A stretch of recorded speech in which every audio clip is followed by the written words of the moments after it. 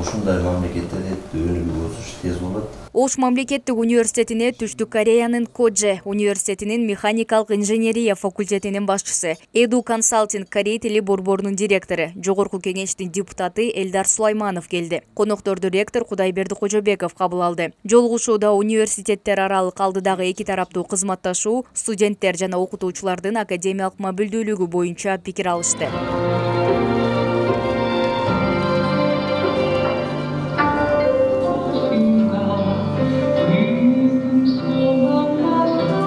일단 우리 한국은 경제적으로 많이 발달을 Корея экономика жана технология тармагындагы өнүккөн мамлекет болгону үчүн ал жакта жумуш орундары көп.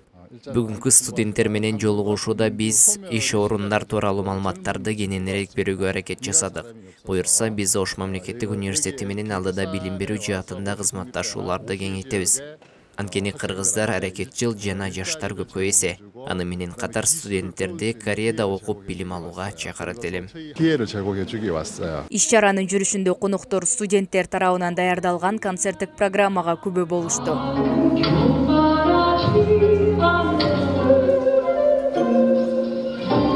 Студенттерге коноктор Корей тили борборунун котормочулары менен биргеликте Корея өлкөсүндөгү бош жумуш орундары, билим берүү системасы жана Корей тилин үйрөнүү боюнча жеке кеңештерин айтышты.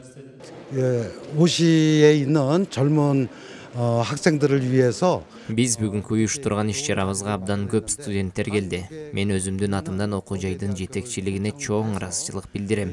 Ош мода аракетчил, ар тараптуу студенттер билим алат. Андыктан биз жаштарга Корея тууралуу маалымат берүү максатында өткөргөн жолугушуубуз жогорку деңгээлде өттү. Корея өлкөсүндө студенттер билим алуу менен биргеликте акча табуу мүмкүнчүлүгүнө ээ. 국립대학 총장님께서 Буга чейин Ошмунун тышкы байланыштар боюнча проректорунун Кореядагы иш сапарында 6 жогорку окуу жайлары менен эки тараптуу кызматташуу келишимдерине кол койгон. Келечекте ушул Кодже университети менен ушу жакын арада ушу келишимдерди, эки тараптуу келишимдерди түзүү боюнча сүйлөшүүлөр болуп өттү.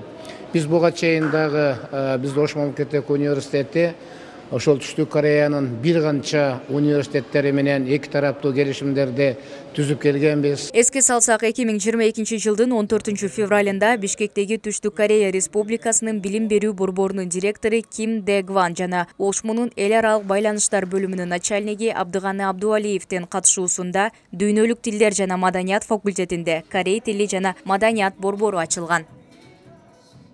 Мерим Айтмаматова, Нурсултан Бакай уулу, Ошму жаңылыктары.